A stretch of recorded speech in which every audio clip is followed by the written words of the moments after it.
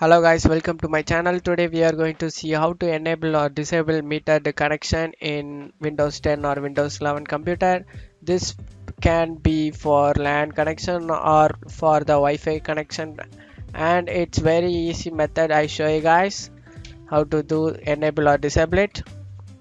Go to search menu and type settings. Open it. On left side you just want to click on network and internet. On left side network and internet, click on it. On right side you just want to select your ethernet or Wi-Fi connection. You need to select on it and scroll down.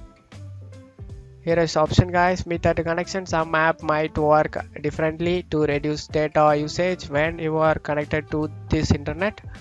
Basically disabling it reduces the data usage guys. Enabling it will save data usage guys. Whatever you want it, you just want to do it. And that's it for today's video. I hope this tutorial definitely helpful guys. Give me a like and subscribe. Thank you.